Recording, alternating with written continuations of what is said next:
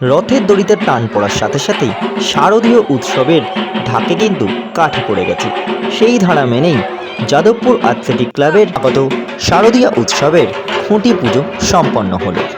এই খুঁটি পুজো অনুষ্ঠানে স্থানীয় বাসিন্দারা তো ছিলেনই, তার সাথে অতিথি হিসেবে ছিলেন গণ্যমান্য ব্যক্তিত্বজন। তার মধ্যে অন্যতম অরূপ চক্রবর্তী এবং স্থানীয় বিধায়ক ছিলেন উপস্থিত। শুনে নেব কি বললেন উদ্যোক্তারা এবং শিল্পী। রথের দড়ি টানার সাথে সাথেই তো ঢাকায় বাদ দিয়ে পড়ে গেল, কি বলবো? না, খুঁটি পুজো মানে তো একটা আনুষ্ঠানিক স্টার্ট আপ, আর তার মধ্যে আজকে একটা পবিত্র দিন, রথযাত্রার দিন। একদিকে জয় জগন্নাথ, একদিকে মা দুর্গা, একদম একসাথে বাঙালির জীবনে আনন্দের দিনের কাউন্টডাউন আজকে থেকে শুরু হলো। এবং আমি ধন্যবাদ জানাই যাদবপুর অ্যাথলেটিক ক্লাবকে।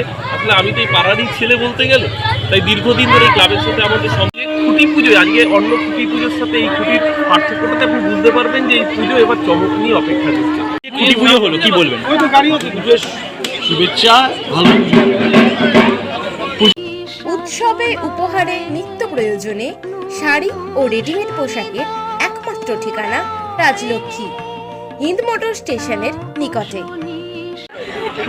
কিভাবে সেজে উঠছে ধীরে ধীরে যাদবপুর অ্যাথলেটিক ক্লাব? আমাদের মোটামুটি প্রস্তুতি আরও আগে শুরু হয়ে গেছিলো।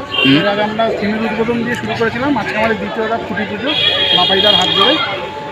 এবার আশা করি দিন 10-12-র মধ্যে আমাদের মেন যে পুজোর কাজ সেটা শুরু। তবে অলরেডি 6 মাস হয়ে গেল আমাদের কাজ বাপাইদার স্টুডিওতে চলছে। এই বছরের পুজোর বাজেট তাও কত? আমাদের মোটামুটি 20 লাখের মতো আর বাজেট। ভাবনা কি, মূল ভাবনা? মেন ভাবনা তো আমরা এখন বলবো না, ওটা ক্রমশ প্রকাশ্য, কিন্তু সাসপেন্সে থাক। তবে আমাদের যেটা থিমের নাম দিয়েছে নতুনের মাঝে পুরাতন, শিল্পবাদী চিরন্তন। একটা বলে রাখতে পারি যে পুরনো বিলুপ্ত হতে যাওয়া কোনো একটা শিল্পকে আমরা তুলে আনছি, যেটা হয়তো ওই শিল্পটার ব্যাপারে মানুষ এখনও জানেও না।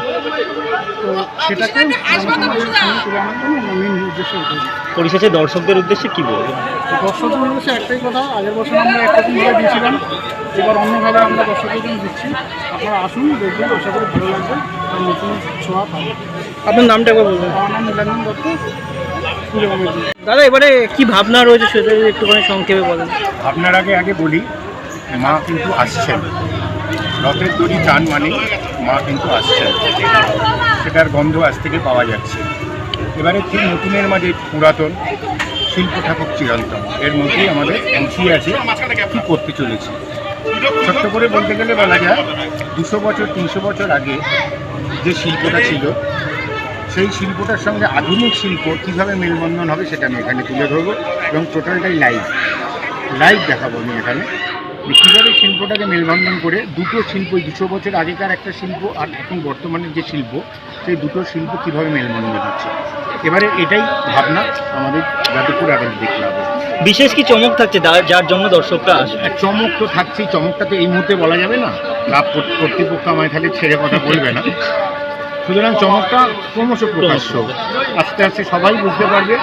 টিজারের মাধ্যমে আস্তে আস্তে আমরা সেটা প্রকাশ করে দেবো। সবাই ভালো থাকুক।